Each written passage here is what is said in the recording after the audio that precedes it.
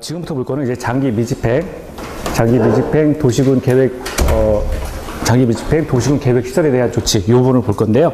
교재는 이제 96페이지에 나와 있습니다. 96페이지요. 근데 이게 연결되어 있는 거예요. 그래서, 자, 볼게요. 우리가 도시군 계획시설 사업을 한다. 그러니까 뭐 공원을 만든다. 이렇게 이제 머릿속에 일단 집어넣으세요. 그러니까 공원을 만든다라고 하는 건데, 그래서 도시군 관리 계획에 의해서 지금 이 지역에는 공원을 만들겠습니다라고 이제 잡혀 있다는 거죠. 잡혀 있으면 2년 내에 단계별 집행 계획을 수립해야 돼요.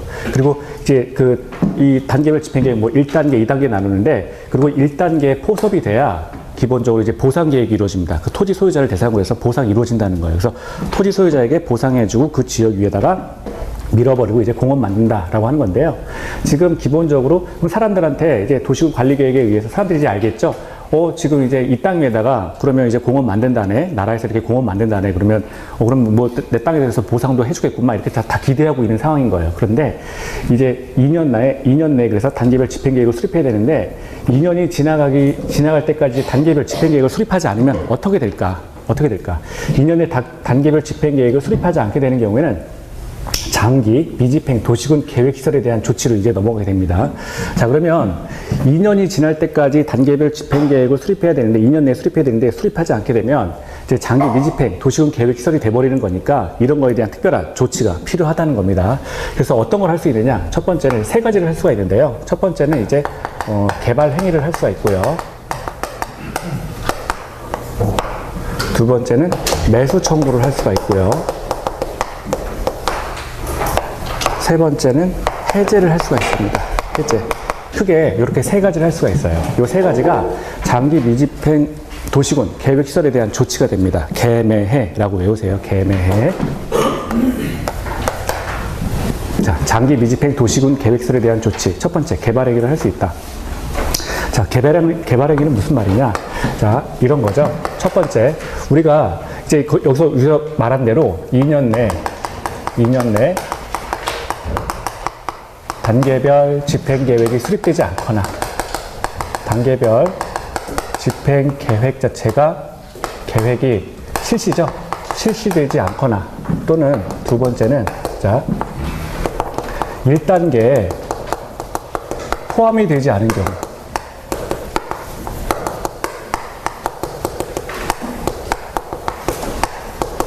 자, 지금 원래 내가 갖고 있던 땅 위에다가 이제 공원을 만든다는 거예요. 그런데 이게 그럼 내가 땅 주인으로서 보상을 받아야 되는 거잖아요. 근데 보상을 받으려면 그게 1단계 포섭이 돼야 돼요. 3년 내에 이제 공사를 한다라고 했을 때 바로 보상해주고 이제 공사 들어간다는 거예요. 근데 내 땅이 지금 2단계에 그냥 포섭이 된 거예요. 그러면 3년 이후에나 시행을 한다고 하는 건데 이게 3년 이후에 바로 시작된다라고 하는 보장이 없어요. 3년 이후가 될지 아니면 뭐 5년 이후가 될지 알 수가 없다는 거죠. 자, 이렇게 두 가지의 경우가 있을 수가 있어요. 1단계 포섭이 돼야 보상을 바로 받는데, 토지에 대한 보상을 바로 받는데, 1단계 포섭이 되지 않으면 보상을 못 받는 거예요. 언제 받을지 알 수가 없어요. 그러면 그냥 땅만 이렇게 그냥 바보같이 그냥 쳐다보고 있는 상황이 되는 거죠. 2년 내에 단계별 집행 계획이 실시되지 않거나 또는 1단계에 포함되지 않는 경우에는, 자, 이런 경우에는 토지의 소유자는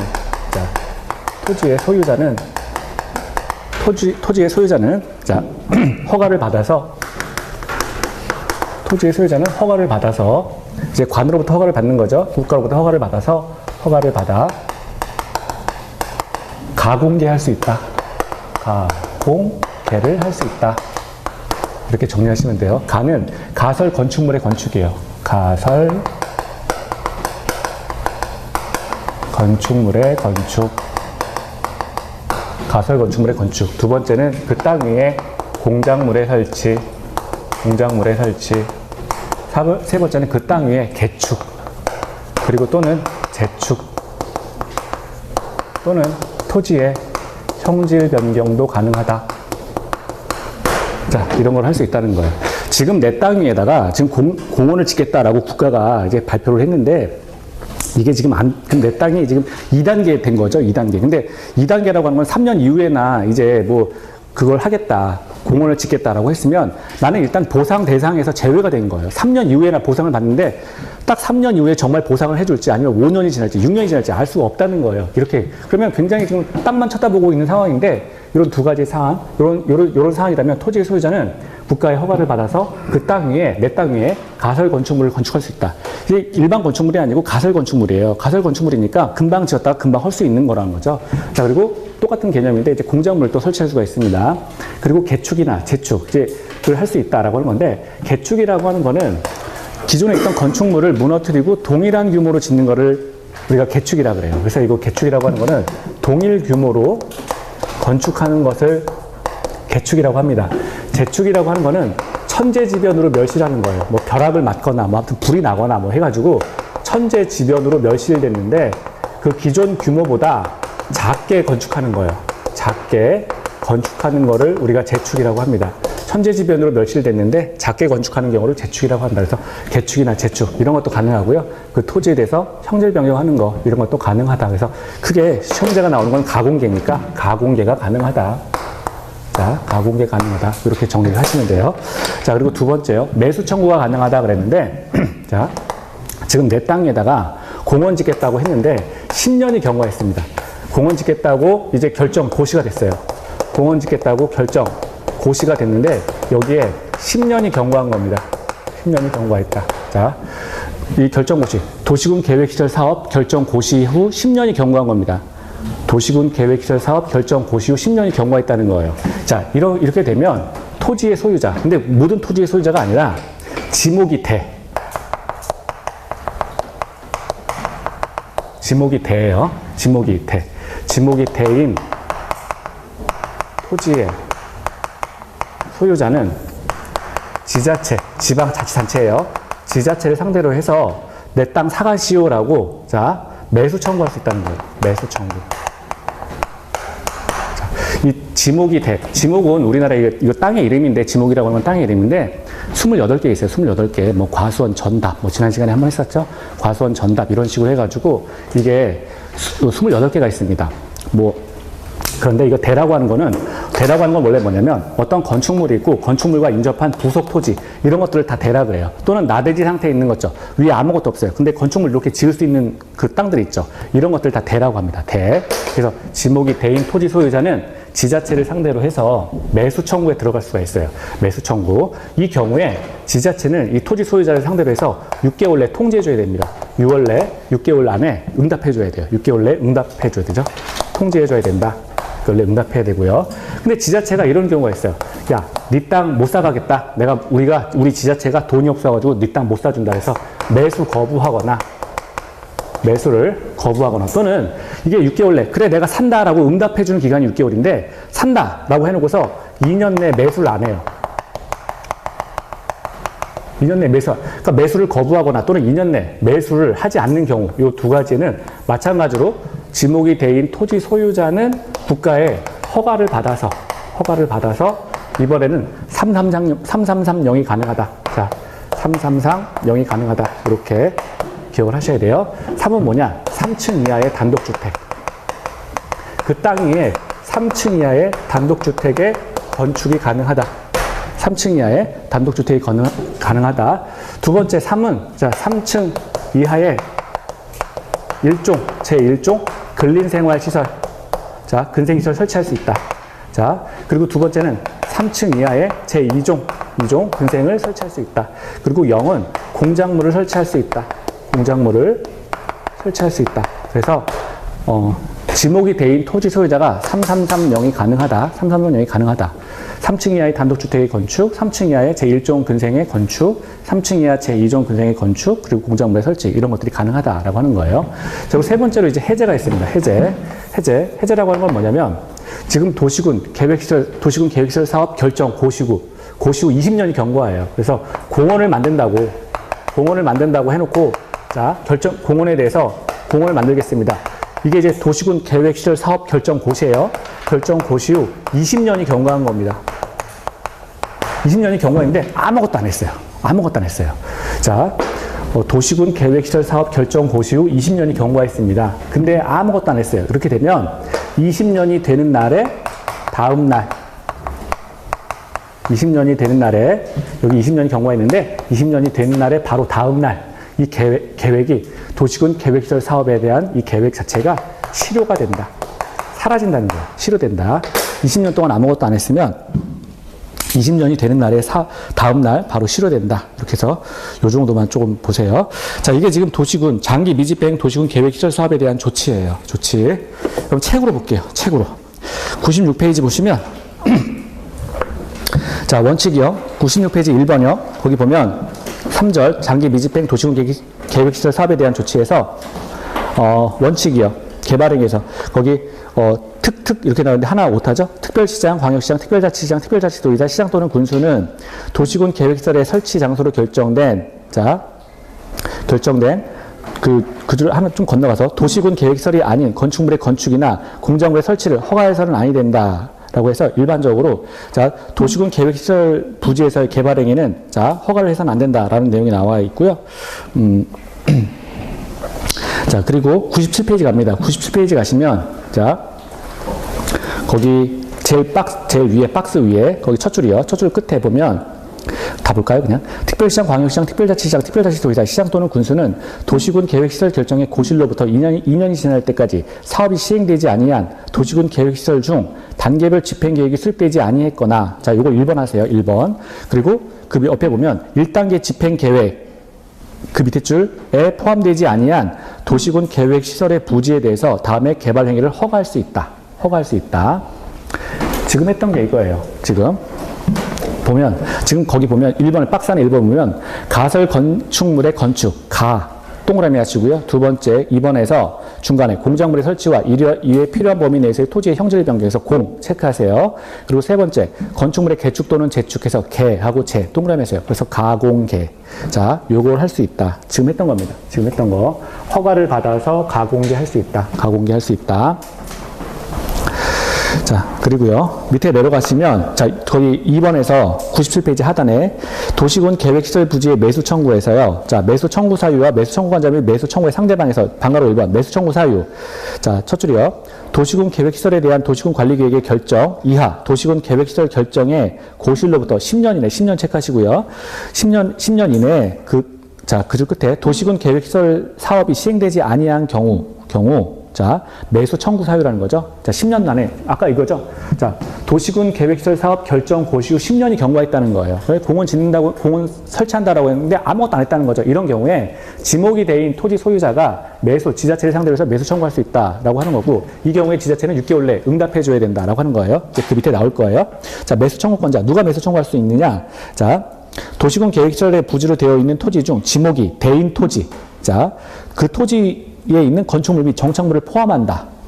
그러니까 아까 지목이 대라고 하는 게 토지가 이렇게 있고 원래 그 토지 위에 대개는 건축물이 있잖아요. 그러면 건축물 옆에 있는 이 부속 토지 이런 것들을 다 합쳐서 이거를 대라고 하는 거예요. 대 또는 이렇게 나대지 상태에 있는 거 그냥 위에 건축물 지을 수 있는 거 이런 것도 이제 대라고 합니다. 대. 그러니까 자, 건축물이 있거나 또는 건축물을 지을 수 있는 상태의 토지를 대라고 하는데 자, 이 토지를 대를 가지고 있는 자가 지자체를 상대로 해서 매수 청구할 수 있다.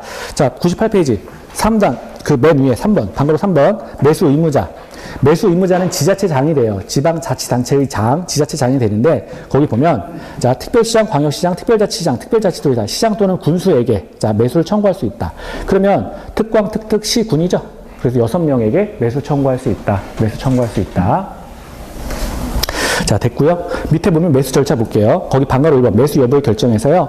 자, 매수 의무자 6명이었죠. 아까 특광, 특특, 시장, 군수. 자, 매수 의무자는 매수 청구를 받은 날로부터 6개월 이내에 매수 여부를 결정해서 토지 소유자에게 세 번째 줄 중간 알려야 하며 네 번째 줄 2년 이내에 매수하여야 한다. 2년 이내 매수. 그러니까 통지 여부가 6개월이고요. 만약에 산다라고 얘기하면 2년 내에 사야 되는 거예요. 자, 통지 여부가 6개월입니다. 안 살 거야 라고 해서 안 산다는 거 통지하는 기간도 이제 6개월이다 라고 하는 것이고요. 그 매수 방법에서 원칙이요. 그 원칙에서 끝에 현금으로 대금을 지급한다. 우리나라의 모든 법체계의 보상 방법은 행정상 보상 방법은 금전 배상이 원칙인 거예요. 금전 배상이 원칙입니다. 예외적으로 현물 배상이죠. 돈이 없으면 물건으로 줘라 라고 하는 게 현물 배상인데 모든 법의 체계의 원칙은 현금 배상입니다. 자, 그리고 예외를 볼게요. 매수 의무자가 거기 예외에서 지방자치단체인 경우에는 채권을 발행해서 지급할 수 있다.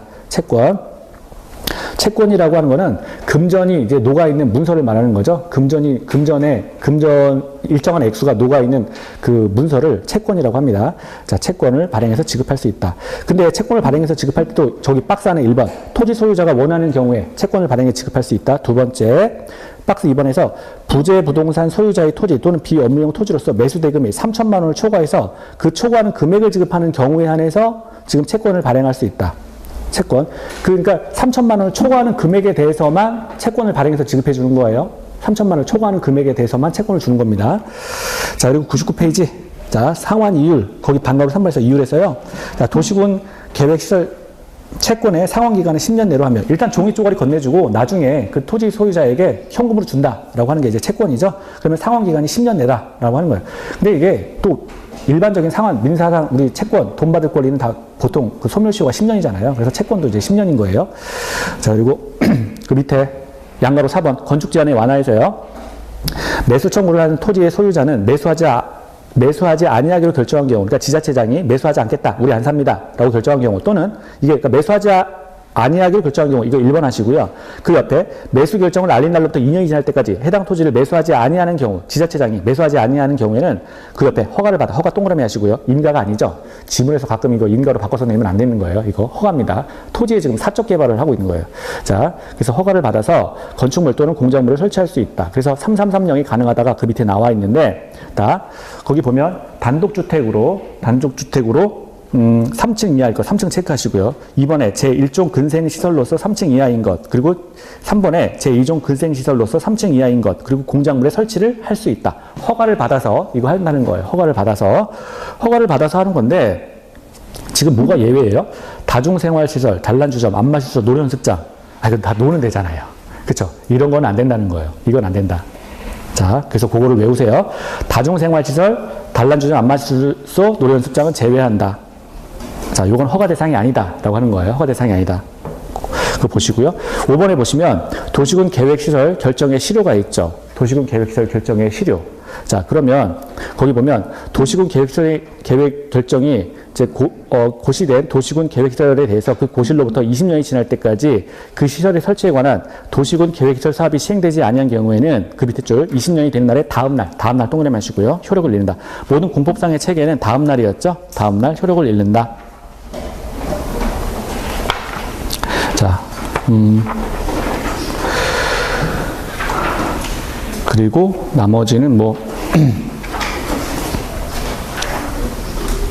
자, 나머지는 이제 안 보셔도 됩니다. 자, 천천히 보셔도 되고요. 자, 그러면 지금 이게 지금 우리가 했던 게 뭐냐면 도시군 계획시설 사업이에요. 이쪽에 공적 절차에 의해서 도시군 계획시설 사업이 되는 건데, 만약에 공적 절차에 의해서 토지 사용이 안 되게 되면 지금 이쪽에 장기 미집행 사업으로 넘어가는 거잖아요. 그러면 이쪽으로 넘어가라 라고 하는 거예요. 이게 도시군, 이제 왼쪽이 개발행위가 우리가 토지를 사적으로 이용하는 거였고, 오른쪽이 토지를 공적으로 이용하는 거였잖아요. 그러면 도시군 계획시설 사업이 이렇게 이런 절차에 의해서 진행이 되는데, 만약에 이게 이런 절차로 진행이 되지 않으면, 그래서 2년 이내 단계별 집행계획을 수립해서 요거를 수립해야 되는데, 요걸 시행하지 않으면 지금 사적인 개발 일쪽으로 봐주겠다라고 해서 넘어가는 거예요. 이게 장기 미집행. 그래서 아까 이쪽에 허가권자는 몇 명? 6명이잖아요. 그러니까 원래는 공적에서 출발해가지고 안 되면 이쪽으로 넘기겠다는 거예요. 이게 6명이 되는 거예요. 한 2번씩 읽어보시면 이제 될 거예요. 2번씩 읽어보시면 되고요. 자, 이제는 개발행위에 허가해가지고 이제 완전하게 이제 왼쪽 걸 볼 겁니다. 왼쪽 거. 자, 교재는 자. 그거 보시기 전에 죄송합니다. 13페이지 하나 볼게요. 13페이지 하나 보시면, 우리 서브를 안 했죠? 서브 그 13페이지 보시면 도시군 계획시설 부지의 매수 청구 해가지고 요 부분이 나와 있어요. 지금 장기 미집행 도시군 계획시설 부지의 매수 청구. 그러니까 토지를 공적 절차에 의해서 이용해야 되는데, 이 공적 절차에 의해서 토지를 이용하는 부분이 잘 해결이 안 되면 사적으로 이용할 수 있다라고 하는 게, 자, 지금 이게 우리가 지금 봤던 거죠. 그래서 도시군 계획시설 부지의 매수 청구가 있는데, 자, 거기 동그라미 1번이요. 도시군 계획시설 고실로부터 10년 내 도시군 계획시설 사업이 시행되지 아니한 경우 도시군 계획시설 부지로 되어 있는 지목이 자, 정착물과 건축물 이런 것들을 포함해서 토지 소유자는 지자체장을 상대로 해서 매수 청구할 수 있다. 그리고 지목이태인 토지 소유자는 자 거기 특별시장, 광역시장, 특별자치시장, 특별자치도지사, 시장 또는 군수 6명이죠. 6명 이 지자체장을 매수 의무자를 대상으로 해서 매수 청구하는데 6개월 이내에 이자들은 자 특광, 특특, 시장, 군수를 말합니다. 이자들은 토지 소유자에게 매수할지 말지 매수 여부를 통지해 줘야 된다. 자 그리고 매수를 한다라고 했으면 2년 이내 매수하여야 된다. 그리고 매수를 거부하거나 지자체장이 매수 거부하는 거예요. 매수 거부하거나 또는 매수 결정 2년 이내에 매수하지 아니한 경우 이른바 지연하는 거죠. 이런 경우에는 허가를 받아서 아까 우리 3330이 가능하다. 그래서 여기 허가라는 단어를 쓴 게 원래는 토지를 공적 절차로 이용하게 되면 인가잖아요. 근데 이쪽에는 공적 절차가 제대로 이행되지 않으니까 그럼 사적으로 넘어가겠다라고 하는 거니까 허가가 나온 거예요. 자, 그래서 지금 허가를 받아서 3층 이하 단독주택, 3층 이하 제1종, 2종 근생, 그리고 공작물의 축조가 가능하다. 하나 더, 우리 그 공작물 축조 관련해가지고 토지의 형질 변경도 가능하다. 라고 했었죠. 토지의 형질 변경, 그것도 하나 써놓으시고요. 그런데 단란주점, 안마시설소, 노래연습장, 다중생활시설은 제외된다. 요거는 대상이 아니다. 허가 대상 아니다. 그게 나왔습니다. 지금 내 땅에 대해서 10년 동안 공원 짓는다고 해놓고 아무것도 안 하니까 내가 여기다가 지금 단란주점 하나 짓겠습니다. 안마시설소 해보겠습니다. 3층 이하로 해보겠습니다. 안 된다는 거예요. 안 된다. 아예 허가 자체가 허가 대상이 아니니까 허가를 내줄 수가 없다는 겁니다. 자, 그리고 매수 방법을 보면, 자, 지자체장이 지목이 된 토지 소유자를 대상으로 해서 현금 줘라, 현금 지급하라라고 하는 거고요. 자, 예외를 보면, 지자체가, 자, 매수 의무자인 경우에는 채권 발행을 지급할 수가 있는데, 이때도 다 되는 게 아니라, 토지 소유자가 원하는 경우, 자, 문서로 대신 넘겨주는 거예요. 그리고 나중에는 이제 현금으로 다시 갚아줘야 되는 겁니다. 일단 문서로 넘겨주고. 자, 그리고 부재부동산 소유 토지. 자, 그리고 뭐, 보니까 디귿 보면 비업무용 토지로서 3천만 원을 초과하는 경우에, 자, 초과 부분만 채권을 발행한다. 이게 중요한 거예요. 3천만 원을, 그 토지가 3천만 원을 초과해요. 초과하는 경우에 초과 부분만 채권을 주는 겁니다. 토지가 예를 들어서 5천짜리예요. 그러면, 3천만 원까지는 현금으로 주고요. 나머지 2천만 원에 대해서 채권 발행해서 주는 거예요. 자, 이렇게. 그리고 채권의 상환 기간은 10년 내. 토지 소유자가 그 채권을 들고 있다가 나중에 그 지자체를 찾아가는 거죠. 그러면 10년 안에 어쨌든 지자체는 그 사람에게 그 원래 그 2천만 원 아까 채권 발행했다면 그거 현금으로 내줘라라고 하는 겁니다. 자, 그리고 해제 권고가 있는데 뭐 1년 이내 해제를 위한 결정을 할 수 있다. 자, 그래서 필요성이 없어진 시설을 포함해서 이제 도시군 계획시설을 한다고 했는데, 필요성이 없어진 시설이 있다면, 자, 1년 내에 해제를 위한 결정을 할 수 있다. 뭐, 그런 것들이 나와 있어요. 자, 이걸 그냥 가볍게 보셔도 되고요. 자, 이제 넘어갑니다. 넘어가시면, 우리 지구 단위 계획은 했었죠? 지구 단위 계획은 했었고, 서브노트 보시면 16페이지예요. 16페이지 보시면, 개발행위 허가, 이렇게 나와 있습니다. 개발행위 허가. 자, 이쪽을 보죠. 개발행위 허가.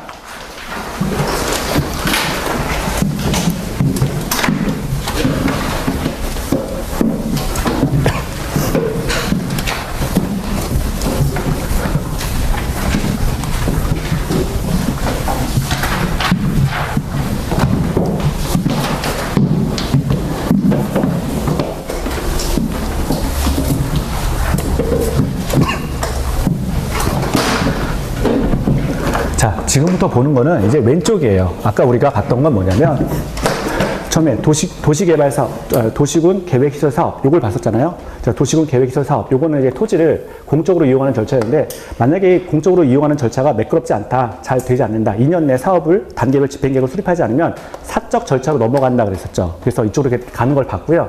지금부터 보는 거는 순전하게 토지를 사적으로 이용하는 거, 요 네 가지를 볼 거예요. 그래서 첫 번째 나와 있는 게, 자, 세 가지죠. 개발행위를 먼저 볼 거고요. 두 번째는, 개발 밀도 관리고요. 그리고 마지막으로 기반시설 부담구역 해가지고 토지를 사적으로 이용하는 거, 세 가지를 볼 겁니다.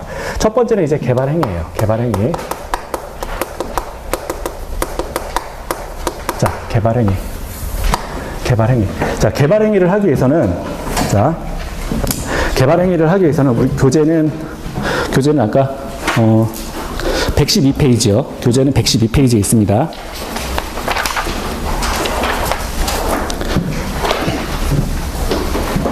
자, 개발행위를 하려면은요, 첫 번째 개발 계획을 수립해야 되겠죠.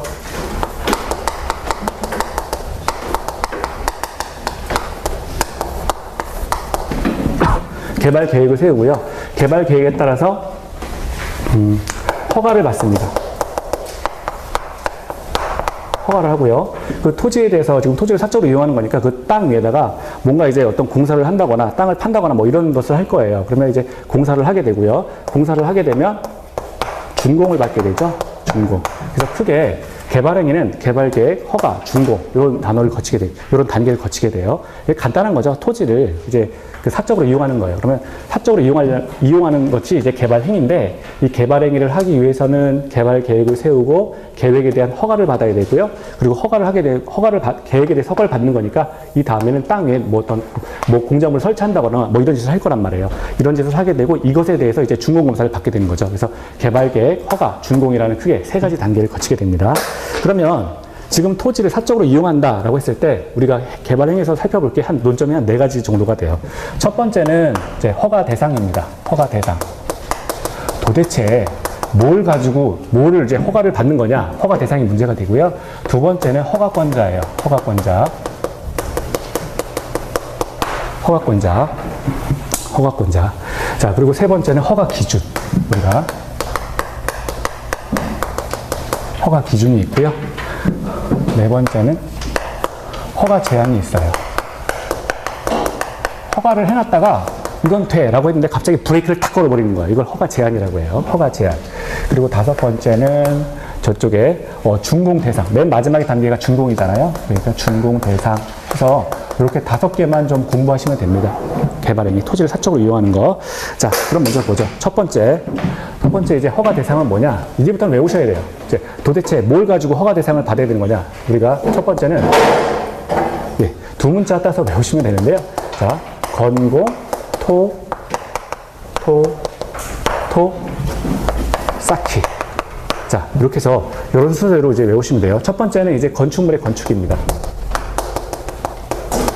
건축물의 건축 행위는 이제 허가 대상이다. 건축물의 건축. 그러니까 건축물을 건축할 때는 허가를 받으라. 첫 번째가 건이고요. 두 번째가 쌓. 이렇게 외우시면 되는데, 이제 이런 것들은 지금 허가 대상이다라고 하는 거예요. 토지 위에 건축물을 건축하는 건 허가 대상이다. 두 번째는 이제 공작물의 설치예요. 공작물의 설치. 세 번째는 토지의 형질 변경입니다. 토지의 형질 변경. 그리고 두 번째는 토석의 채취예요. 그 땅을 판다거나, 어떤 돌멩이를 긁어낸다거나, 이런 것들 토석의 채취. 그리고, 토지를 나누는 행위. 토지의 분할. 자, 이것도 이제 허가 대상이고요. 여기 이 쌓가 있는데, 이거는 물건의 쌓기를 말합니다. 이거는, 자, 1개월 이상. 해당 지역에 물건을 쌓는 행위.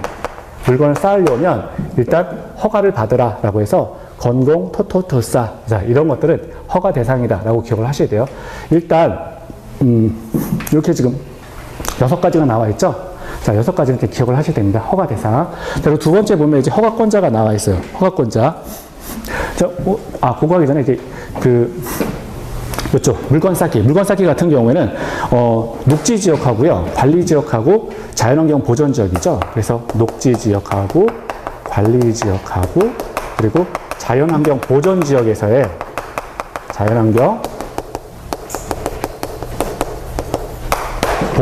물건 쌓기예요. 저희 시골 가보면 우리 집도 마찬가지인데 논 막 그런데 논둑에다가 비닐하고 비료포대 막 이렇게 굉장히 한 2m 정도? 이렇게 막 내 키보다 더 크게 막 이렇게 쌓아놓는 것들이 막 있어요. 비료포대. 이런 것들은 허가 대상이 아예 아니라는 거예요. 그래서 녹지 지역에서 1개월 이상 물건 쌓기, 관리 지역에서 1개월 이상 물건 쌓기, 자연환경 보전 지역 내에서 1개월 이상 물건을 쌓아두려면 허가를 받으라 라고 하는 거예요. 그래서 이거는 특정한 지역이 있습니다. 그래서 시험지에 많이 나오는 게 농림 지역이 나오는데 농림 지역은 아니에요. 시골 가보면 논두렁에다가 맨날 비닐포대 맨날 이렇게 쌓아놓잖아요. 이건 아니래. 허가 대상 자체가 아예 아니라는 거예요. 녹지지역, 관리지역, 자연환경 보존지역을 대상으로 한다. 자, 그래서 요거 1개월 이상 쌓기 좀 기억을 하시고요. 자, 그리고 이쪽에 보면 허가권자가 있는데 허가권자는 이제 6명이 등장을 합니다. 6명. 아까 우리가 토지를 사적으로 이용하는 거는 이제 개발행위라고 그랬는데 지금 이제 개발행위 하고 있는 거잖아요. 그럼 이게 6명이라고 그랬어요. 그러면 6명, 딱 앞으로는 6명 나오면 특광, 특특, 시장, 군수 딱 이렇게 대답하시면 돼요. 허가권자는 누구냐? 특별시장, 광역시장, 특별자치시장, 특별자치도지사, 시장, 그리고 군수. 이 사람들이 허가권자가 됩니다. 건축물을 건축해라, 설치해라, 형질 변경 오케이 해라, 토속 채취하라. 뭐 이런 것들에 대해서 허가해 줄 수 있다는 거죠. 특허, 특특, 시장, 군수 이렇게 대상이 됩니다. 자, 그러면 허가 기준은 또 뭐냐? 허가 기준. 뭐 대체 뭘 가지고 이런 것들을 하게끔 이제 허가를 할 수 있는 거냐? 자, 허가 기준은 일단 이것도 두 문자인데요. 모계 사주기 기억을 하세요. 모계 사주기. 자, 첫 번째는 모는 개발행위 규모에 적합할 것. 개발행위 규모에 적합할 것.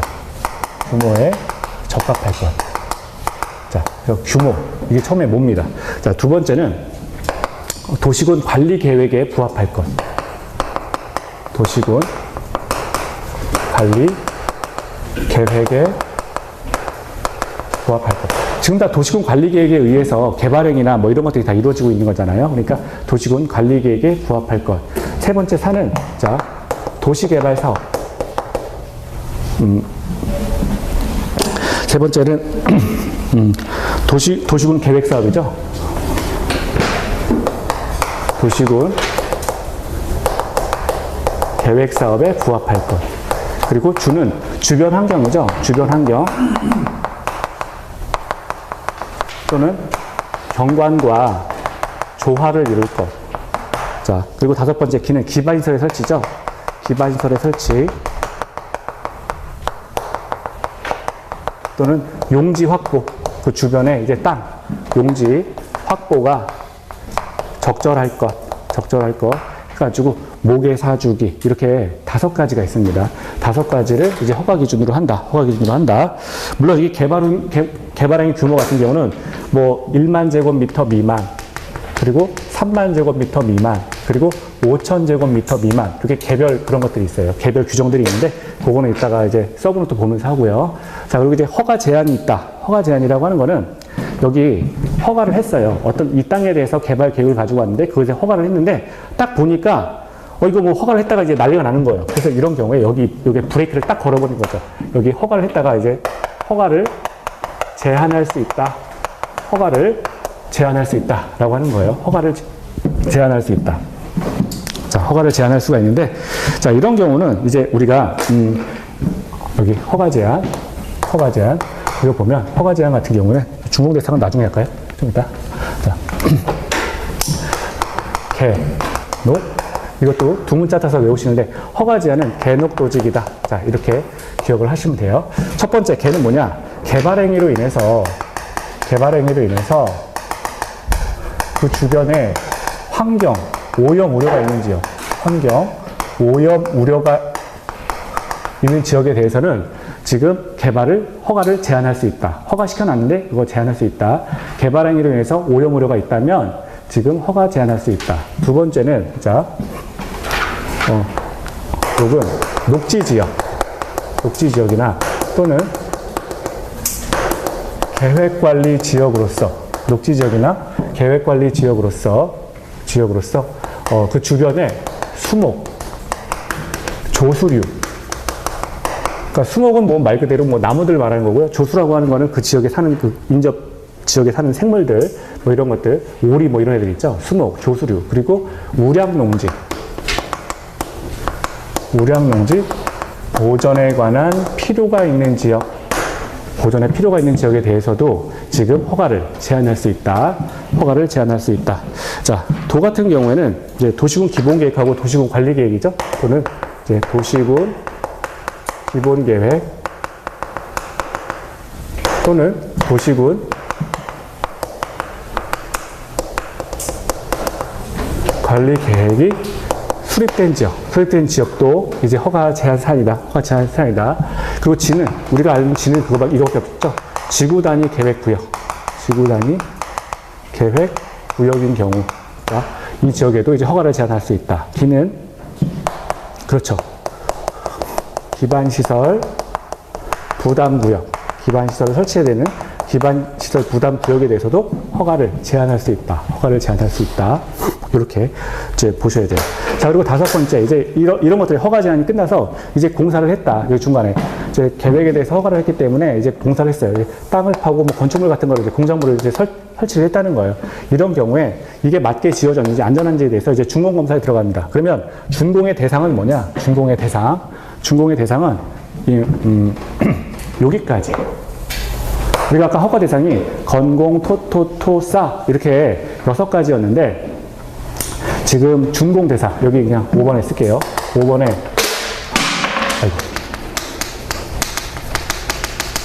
준공 검사의 대상이라고 하면 건축물의 건축, 공작물의 설치, 토지의 형질 변경, 그리고 토석의 채취까지. 시험 문제에 나오는 거는 토지의 분할을 맨날 집어넣어요. 이걸 집어넣는데 이거는 준공 검사 대상이 아닙니다. 건축물의 건축, 공작물의 설치, 토지의 형질 변경, 그리고 토석의 채취까지만 준공 대상이다.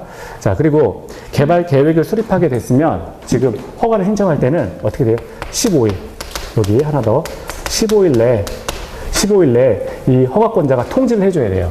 개발 계획에 대해서 지금 이렇게 허가를 신청하게 되면 15일 내 이쪽으로 가겠죠? 15일 내 통지해줘야 된다. 개발 계획을 허가할 건지, 불허가 처분할 건지에 대해서 처분 기간이 15일입니다. 15일 내에 지금 이제 그 통지해줘야 된다. 자, 그리고 이쪽에, 자, 다시 일로 들어와서요. 허가 제한한다 그랬잖아요. 허가를 제한하는데, 그러면 지금 허가를 내줬지만 공사하지 마세요. 이 지역에 건축물 짓지 마세요. 지금 아까 뭐 공장을 설치하지 마세요. 토지 형질 변경하지 마세요. 뭐 이런 거거든요. 그러면 그냥 무제한적으로 그냥 막 막는 거냐? 그건 아니고요. 이렇게 나눠가지고 이렇게 나눠서 그 위에 거 개녹 요거는 이제 3년의 범위 내에서 허가를 제한할 수가 있다. 3년의 범위 내에서 허가 제한할 수 있다. 그리고 도지기 같은 경우에는 뭐 3년 해놓고 그 다음에 2년 동안 연장을 할 수가 있습니다. 그래서 총 5년의 범위 내에서 허가를 제한할 수 있다. 이렇게 보는 거예요. 그래서 개녹은 3년, 도지기는 5년의 범위 내에서 허가를 제한할 수 있다. 자, 그래서 요거 5년이라고 하는 거는 3+2예요. 3년 플러스 2년 해가지고 총 5년의 범위 내에서 허가를 제한할 수 있다. 위에 거는 3년의 범위 내에서 한 번만 허가를 제한할 수가 있다. 자, 개발행위로 인해서 환경 오염으로 있는 지역에 대해서는 3년의 범위 내에서 허가를 제한할 수 있다. 녹지 지역이나 계획관리 지역으로 수목, 조수류, 그리고 우량농지의 보존 필요가 있는 지역에 대해서는 3년의 범위 내에서 허가를 제한할 수 있다. 일단 허가 내줬다가 브레이크 딱 걸어버리는 거예요. 자, 그리고 자, 도시군 기본계획이나 도시군 관리계획이 수립된 지역에 대해서는 자, 3년의 범위 내에서 했다가 2년의 기간으로 연장을 시켜서 총 5년의 범위 내에서 허가를 제한할 수 있다. 자, 지구단위 계획 구역에 대해서도 3년 플러스 2년 해서 총 5년의 기간의 범위 내에서 지금 허가를 제한할 수 있다. 기반시설 부담 구역에 대해서도 마찬가지로 총 5년의 범위 내에서 허가를 제한할 수 있다. 그래서 이렇게 여기까지 딱 정리를 하시면 됩니다. 16페이지 볼까요? 16페이지 보시면 자, 16페이지 보시면 거기 개발행위 허가사항이에요. 이 교재는 페이지 112페이지에 나와 있고요. 오늘 수업 저기 한 10분만 더 할게요. 제가. 자, 개발행위 허가사항, 요거는 이제 교재 112페이지고요. 토지를 지금 우리가 허가다. 이거는 토지를 사적 절차에 의해서 이용하는 겁니다. 토지를 사적 절차에 의해서 이용하는 거예요. 그러면 총 허가권자 몇 명 나와요? 허가권자? 아까 6명 나와요. 6명. 사적으로 붙으면 6명 나오는 겁니다. 공적은 아까 8명이었죠. 나중에 되면 그 시험 때 가까우면 사람 외우느라고 그 사람밖에 생각이 안 나요. 그래서 지금부터 이렇게 조금 한 번씩 조금 생각을 해볼 필요는 있어요. 자, 허가권자는 일단 특광, 특특, 시장, 군수다. 그래서 무엇을 대상으로 하는 거냐? 거기 보면 동그라미 1번이요. 건축물의 건축, 공작물의 설치, 토지 형질 변경, 그리고 토석 채취, 토지 분할, 그 다음에 물건 쌓기. 자, 이런 것들에 대해서는 지금 녹관자에서의 허가를 말하는 겁니다. 녹지지역, 관리지역, 자연환경 보전지역에서 1개월 이상 물건을 쌓으려면 허가를 받으라. 누구한테? 특광, 특특, 시장, 군수한테 허가를 받으라. 이런 얘기예요. 자, 그리고요. 그 옆에 보면 1번에서 두 번째 줄, 그러니까 위에서 두 번째 줄 보면 다만 도시군 계획사업은 허가 대상이 아니다. 허가 X 이렇게 나와 있죠. 이 말은 허가 대상이 아니다. 이런 말입니다. 왜 허가 대상이 아니에요? 도시군 계획사업은 공적개발 사업이잖아요. 공적개발 사업은 당연히 허가 대상이 아니라는 거예요. 공적은 우리 아까 뭐였어요? 단어를 인가를 쓰잖아요. 그러니까 허가 대상 자체가 아닌 거예요. 공적개발 사업은. 지금 개발행위 허가사항이다 이 말은 개발행위 자체가 사적개발이라는 거예요. 사적개발. 그래서 허가가 나온 거고요. 도시군 계획사업은 공적개발에 들어가는 것이니까 이건 당연히 허가 대상이 아니다라고 하는 거죠. 자, 그리고 밑에 보면 거기 6번에 사코에서 농림지역에서 물건 쌓기는 허가 대상이 아니다. 이런 말이고요. 3번 위로 올라가서 동그라미 3번 보시면 자, 토지의 형질 변경인데요. 절토, 땅을 깎아버리는 거예요. 성토, 땅을 쌓는 거고요. 정지, 땅을 고르게 하는 겁니다. 그리고 포장하고 이런 형상 변경 이런 것들도 다 허가 대상이다라고 하는 건데 거기 이제 별표하시고 밑에 경작을 위한 형질 변경은 허가 대상이 아니에요. 경작. 나 여기에 뭐 이렇게 뭐 심겠습니다. 예를 들어서 농산물을 좀 심어보겠습니다. 뭐 이런 것들 경작을 하기 위해서 형질 변경 시키는 거 이런 것들에 대해서는 허가 대상이 아니다. 근데 지목 변경을 수반하면 허가 대상이에요. 지목이라고 하는 건 땅의 이름이라 그랬죠? 뭐 전답 과수원인데 전을 예를 들어서 과수원으로 바꾸거나 답을 뭐 전으로 바꾸거나 뭐 이렇게 되면 이건 허가 대상이다. 자, 그런데 여기 밑에 나와 있죠? 전답 사이의 변경은 허가 대상은 아니다. 그래서 요거 그 위에 거 아까 지목 변경 수반하는 거고요. 전답 사이의 변경 이거는 꼭 기억하셔야 돼요. 비교하셔서 지목 변경을 수반하면 원칙적으로 허가 대상인데 전답 사이의 변경 그러니까 전이라고 하는 거는 밭을 말하는 거고요. 답이라고 하는 건 논을 말하는 거예요. 그래서 자 지금 전답 밭을 논으로 바꾸는 거 이런 것들은 허가사항이 아니다. 허가사항이 아니다. 꼭 기억하셔야 됩니다. 근데 뭐 전을 과수원으로 바꾼다. 뭐 이런 것들 아니면 답을 과수원으로 바꾼다. 이렇게 되면 이런 것들은 다 허가사항이 되는 거고요. 자 그리고 3번에 가시면 자 여기 2번 먼저 볼까요? 변경. 허가사항 변경도 허가다. 그래서 허가사항을 변경해 주는 것도 허가인데 경미한 변경 자, 거기 보면, 거기 단축은 사업기간의 단축을 말하는 거고요. 그리고 축소라고 하는 거는 연면적 5%의 범위 안에서의 축소를 말하는 건데, 이런 것들은 허가사항이 아니에요. 허가 X 하세요. 경미한 사안의 변경은 허가사항 아니다. 허가 X. 그리고 통지만으로 족하다. 허가 X, 통지. 허가 아니다. 통지만으로 족하다. 자, 이렇게만 좀 써놓으세요. 경미한 변경의 경우에는, 교재 있어요. 자, 그러니까 사업기간 단축, 연면적을 5% 범위 안에서의 축소, 이런 것들은 허가사항 아니다, 통지사항이다. 자, 이렇게만 보시고요. 3번 보시면, 허가를 요하지 아니하는 개발 행위, 이렇게 있어요. 위에 나와 있는 건데, 자, 경미한 변경, 아까 부지면적 또는 또는 건축물 연면적 5% 범위에서 축소하는 거 허가 아니다, 통지사항이다 라고 하는 거고 2번이요. 재복구 또는 재난수습을 위한 응급조치. 자, 이것도 잘 나오는데 응급조치는 1개월 이내에 신고하는 것으로 족하다. 허가사항 아니다 라고 하는 것이고요. 조성이 완료된 기존 대지에 대해서 자, 건축물 설치를 위한 형질 변경. 이것도 허가사항이 아니라는 거예요. 왜냐하면 지금 땅이 저기 주된 건데 조성이 이미 완료가 됐다는 거예요. 조성이 완료된 토지에 대해서는 자, 어떤 형질을 변경한다고 하더라도 허가사항은 아니다. 허가사항은 아니다. 단 이때도 절토나 성토는 제외가 돼서 절토, 땅을 깎아버리거나 성토, 땅을 올려버리는 경우에는 허가사항이다. 허가사항이다. 라고 하는 것이고요. 그러니까 절토와 성토는 허가사항이다. 라고 기억을 하셔야 돼요. 그리고 네 번째 보면 행정재산, 일반재산, 그리고 뭐 공공용지, 공용지로 하기 위한 분할, 이런 것들은 허가가 자, 이런 것들은 이제 토지 분할에는 해당이 되는데 허가사항은 아니다. 허가사항은 아니다. 그러니까 국가 땅 또는 공공용지, 그러니까 공공복리를 위한 공공용지 뭐 이런 것들은 허가사항은 아니다. 자, 그리고 그냥 자체로 그냥 외우세요. 육상, 어류, 양식장용, 비닐하우스 설치하는 거 이런 것들 허가사항이다. 허가사항이다. 이렇게 정리를 하실 수가 있어요.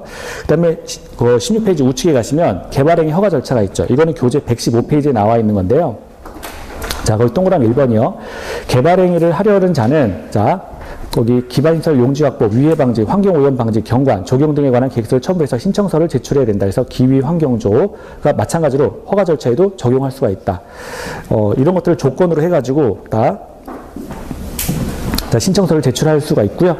자, 밑에 가시면 아까 3번에서요. 허가 불허가의 처분. 자, 요거 특검특특 시장 군수한테 제출하는 건데 여기 보면 15일 이내 저기서 개발 계획에 대해서 허가를 신청했을 때 15일 이내에 허가를 할지 불허가를 할지에 대해서 서면으로 응답하라라고 하는 기간이 이제 15일입니다. 그래서 조건부 허가가 위에 나왔던 거. 자, 이런 것들도 가능하다. 자, 개발행위 허가 신청한 자의 의견을 청취하고 뭐 기후 환경조를 조건으로 해서 조건부 허가할 수 있다. 뭐 그런 말이 나오고요. 이행 보증금의 예치가 나옵니다. 이행 보증금의 예치. 자, 그래서 이게 이제 지금 민간 사업 시행자가 이제 그 개발행위에 대해서 허가를 얻는 거니까 자, 거기 보면 개발행위 허가를 받은 자가 민간이 되겠죠. 민간인 경우에는 이행보증금을 예치하게 할 수 있는데요. 거기 보면 예치 사유예요. 그래서 토지의 굴착, 비탈면의 조경, 토속의 발파, 차량 운행으로 환경오염 우려, 그 다음에 기반시설 설치 필요 해가지고 자, 이거 굴착에 굴 동그라미 하시고요. 비탈면에 비 동그라미 하시고 토속의 발파 발 동그라미 하시고 차량 운행 차 동그라미 하시고 기반시설 설치 해가지고 기 동그라미 하세요. 그래서 약자로 그냥 외우세요. 굴비 발착이죠. 굴비 발착의 경우에는 이행보증금을 예치하게 할 수 있다. 자, 그래서 원칙은 자, 이 경우에도 현금으로 이행보증금을 납부하게 되는데 예외적으로 보증서를 받을 수 있다. 그리고 준공검사를 받게 되면, 그러니까 공사 완료한 거예요. 이 경우에는 특검특특 시장군수는 즉시 이 이행보증금을 돌려줘야 된다. 반환해야 된다. 그리고 공적 주체는 보증금을 예치하지 않는다. 민간 사업 시행자의 경우에만 예치한다라고 하는 거고요.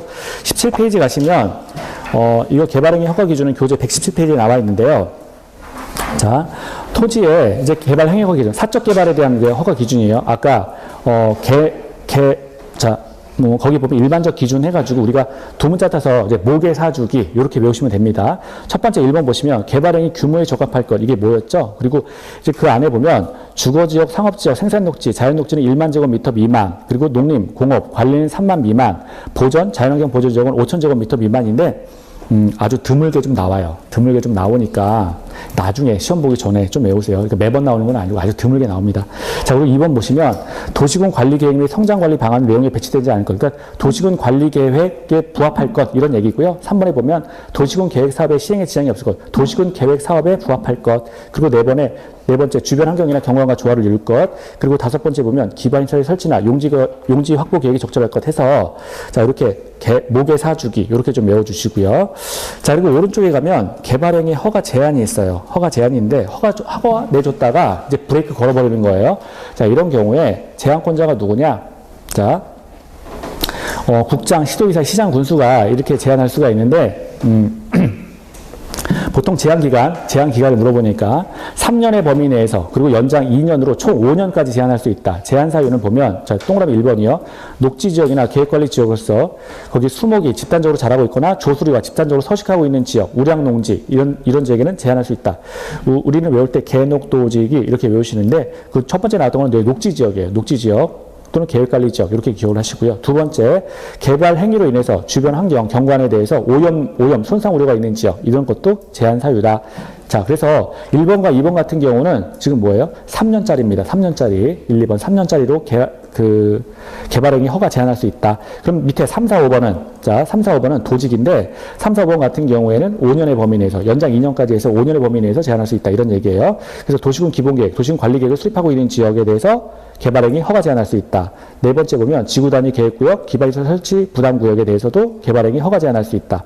그리고 제한 절차는 자, 제한권자가 제한하는 사람이 이제 국장인 경우에는 중앙도시계획위원회 심의를 거쳐라. 그리고 그러니까 국장은 언제나 중앙이죠. 자, 그리고 제한권자가 시도지사인 경우에는 지방도시계획위원회 심의를 거쳐라.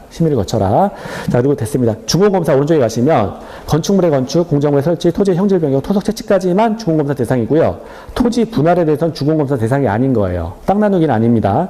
자, 그리고 이 중공검사 누구한테 받는 거예요? 개발행위 허가를 받은 자가 특광특특 시장 군수한테 허가를 받는 겁니다.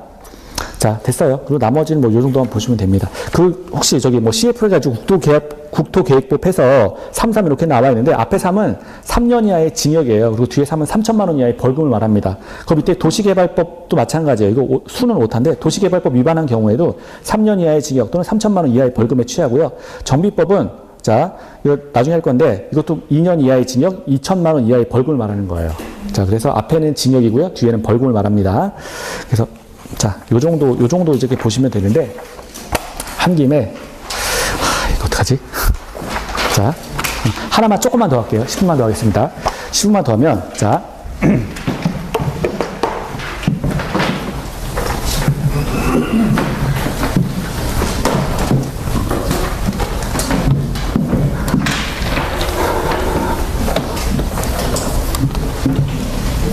지금 우리가 지금 뭘 하고 있냐면, 오늘 한 게, 도시군 계획시설 사업에서 이건 토지를 공적으로 이용하는 절차였다. 요걸 했고요. 그리고 이 노란색으로 간 거는 장기 미집행 도시군 계획시설 사업에 대한 조치 해가지고 도시군 계획시설 사업이 2년 내에 단계별 집행계획을 수립하지 않은 경우에는 토지를 사적으로 이용할 수 있는 허가를 해준다는 거예요. 그걸 우리가 여기서 본 거예요. 그래서 도시군 계획시설 사업 자체는 토지를 공적으로 이용하는 절차였는데 이렇게 화살표 공적으로 이용하는 게 불가능하면 토지를 사적으로 이용할 수 있게 허가를 해준다는 거예요. 이게 장기 미집행 도시군 계획시설 사업에 대한 조치였고요. 지금 했던 거는 개발행위죠. 개발행위 체계는 뭐라고 나오냐면 개발행위 허가 아예 이렇게 나왔다고요. 요거는 개발행위는 토지를 사적으로 이용하는 절차다라고 했습니다. 그리고 사적으로 이용하는 절차에 두 가지가 더 붙어 있다고 했어요. 하나는 개발밀도 관리구역. 그래서 여기에 토지를 사적으로 이용하는 절차에 두 가지가 있는데 하나는 개발밀도 관리구역이라는 게 하나가 있고요. 개발밀도 관리구역. 이렇게 하나가 있고요. 또 하나는 기반시설 부담구역. 이렇게 해가지고 이 두 가지가 들어가 있다는 거예요. 개발밀도 관리구역과 기반시설 부담구역은 토지를 사적으로 이용하는 절차입니다. 그래서 이 두 가지가 여기 개발행위와 더불어 있다는 거죠. 그래서 사적으로 이용하는 게 총 세 가지고 공적으로 이용하는 게 하나예요. 그래서 됐습니다. 그러면 지금 하는 거는 이제 개발밀도 관리구역이에요. 개발밀도 관리구역.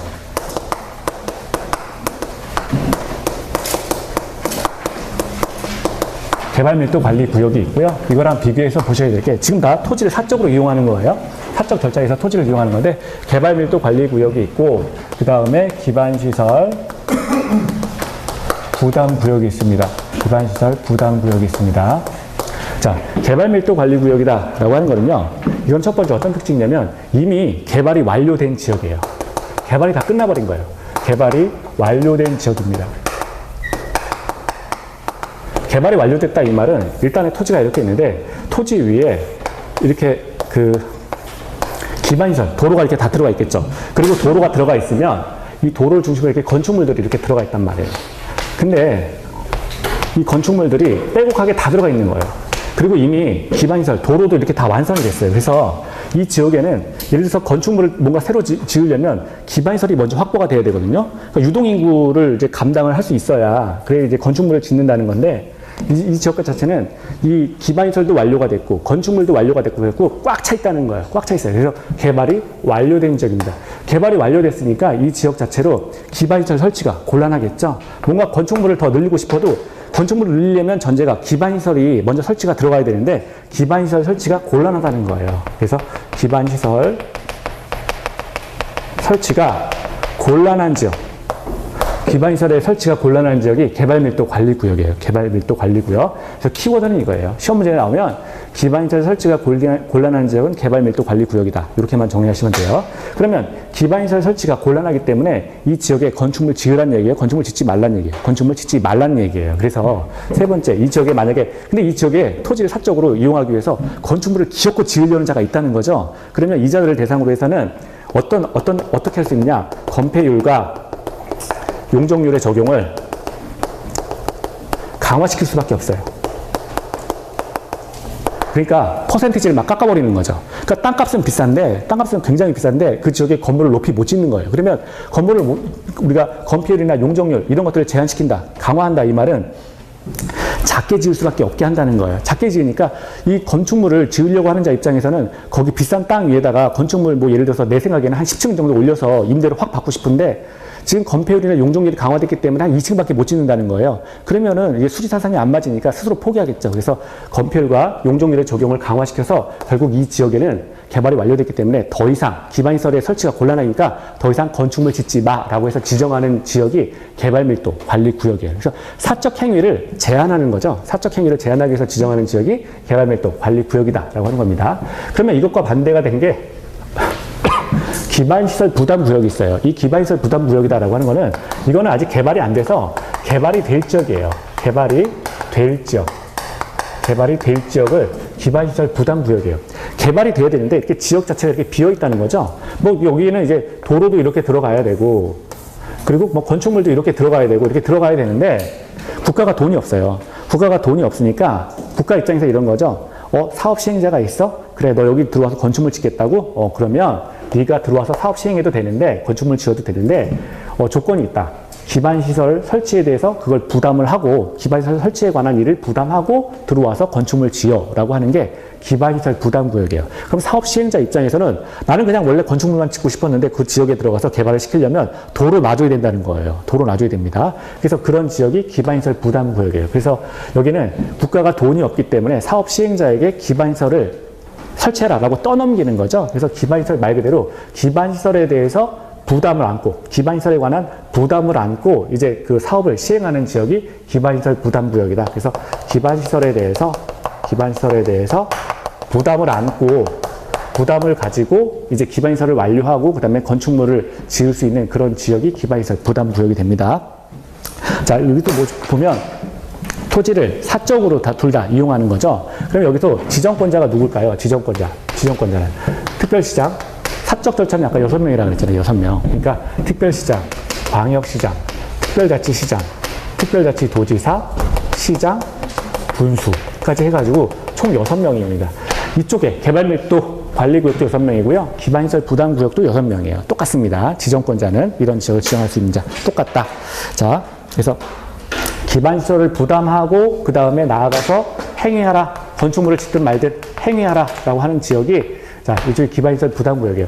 이쪽 물은 건축물 못 짓게 하는 거고 이쪽 물은 건축물을 짓게 허용하되 다만 기반시설까지 부담하고 건축물 지으세요 라고 하는 지역입니다. 이런 지역이 이제 특광특특 시장 군수가 결정한다라고 하는 거고요. 서브노트 볼게요. 18페이지 보시면 자, 거기 대상 지역이요. 개발밀도 관리구역에서 두 번째 줄 대상지역 보시면 주거지역, 상업지역, 공업지역에서의 자, 두 번째 줄 끝에요. 기반시설의 설치가 곤란한 지역. 그러니까 지금 개발밀도 관리구역 대상지역이 주거지역, 상업지역, 공업지역이에요. 그러면 주상공은 다 어디에 속해 있었죠? 도시지역에 있었잖아요. 기본적으로 도시지역 안에 개발밀도 관리구역을 지정합니다. 자, 그래서 설치가 곤란한 지역이다. 그리고 밑에 보면 지정 기준 나오는데요. 자, 거기 2번부터 볼게요. 끝에 용도지역별 도료율의 20% 이상 미달하는 지역. 기반시설 자체가 이미 아주 초과했다는 거예요. 그러니까 용도지역별 도료율의 20% 이상 미달하는 지역. 자, 그리고 3번 보니까 향후 2년 이내에 수도시설의 끝에 수도시설의 시설 용량을 초과할 것. 그러니까 기반시설이 이제 모자라게 될 거다라고 하는 그렇게 예상이 되는 지역이죠. 그리고 4번 보면 향후 2년 내 하수시설의 끝에 시설 용량을 초과할 것으로 예상되는 지역. 그러니까 하수시설 초과 용량. 한마디로 이제 기반시설이 다 모자라가는 지역이에요. 자, 그런데 그리고 5번 보면 향후 2년 내 학생 수가 학교 수용 능력을 20% 이상 초과할 것으로 예상되는 지역. 이렇게 돼서 지금 다 기준은 다 2년이죠. 2년을 잡았고요. 자, 그리고 기반시설이 어쨌거나 모자라게 된다라고 예상이 되는 지역이에요. 이런 지역에 이제 건축물 더 들어오면 안 되겠죠. 그래서 건폐율과 용적률을 강화합니다. 그래서 지정 효과를 보면 두 번째 줄 중간이요. 적용되는 용적률의 최대한도의 50% 범위 내에서 강화해서 적용한다. 그래서 우리가 어떤 땅이 되면 용도지역으로 지정을 해버리면 그 지역에 기본적으로 적용되는 용적률이 있겠죠. 그렇죠? 그러면 그 적용되는 용적률의 50%의 범위 내에서 강화한다는 겁니다. 50%의 범위 내에서. 그러니까 반절밖에 허용을 안 한다는 거예요. 원래 10층 지을 수 있었다면 50% 강화하는 거니까 어떻게 돼요? 5층까지밖에 못 짓는다는 거예요. 자, 그리고 이제 기반시설 부담구역 갑니다. 오른쪽에 가시면 행위 제한이 완화되거나 해제되는 지역. 그래서 어떤 이제 그 개발이 될 지역이라 그랬죠. 개발이 될 지역이니까 기반시설의 설치가 필요한데 기반시설의 설치에 부담을 안고서 들어와서 공사를 하게 되면 여러 가지 행위 제한을 완화하거나 해제시켜주겠다라고 하는 지역이 기반시설 부담구역입니다. 3번에 보시면 전년도 개발행위 건수가 전전년도보다 20% 이상 증가한 지역. 이런 지문을 다 외우셔야 돼요. 그 왼쪽에 보면 그 지정 기준에서 왼쪽에 개발밀도 관리구역에서 2번 같은 경우도 20% 이상 미달했다 그랬잖아요. 근데 기반시설 부담구역 같은 경우도 3번, 그러니까 왼쪽에 그 지정 기준 2번하고 오른쪽에 기반시설 부담구역에서 3번, 요거랑 비교하셔서 보셔야 됩니다. 그리고 4번 보시면, 자, 전년도 인구 증가율이 그 밑에 줄이요. 20% 이상 높은 지역 해서 마찬가지로 여기도 20%가 등장을 했는데, 이것도 이제 그 왼쪽 거랑 비교해서 보셔야 돼요. 근데 이제 오른쪽 거 기반시설 부담구역 같은 경우는 개발이 될 지역이에요. 그래서 밀도가 점점 높아지는 겁니다. 밀도가 점점 높아지는 지역이에요. 이런 지역에 대해서 자, 지정 기준 밑에 1번 끝에 최소 10만 제곱미터 이상의 규모가 되도록 지정할 것. 그러니까 이제 기반시설 부담구역, 도시 내에 지정하는 거니까 최소의 규모를 요구합니다. 10만 제곱미터를 넘어라. 그리고 두 번째, 하나의 끝에 하나의 단위구역으로 묶어서 기반시설 부담구역을 지정할 것. 요 정도는 이제 보셔야 돼요. 그리고 해제를 보면, 자, 기반시설 부담구역에서 해제가 있죠.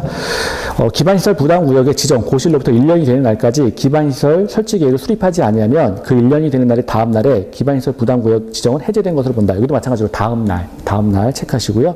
비용 부담을 볼게요.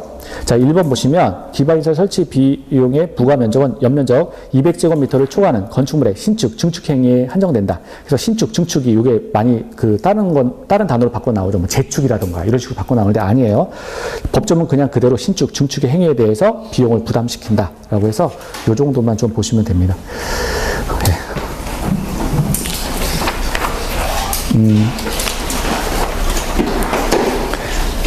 저기 책으로 잠깐 볼까요?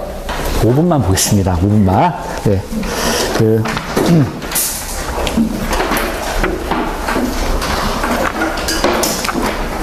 우리 121페이지요. 121페이지인데요.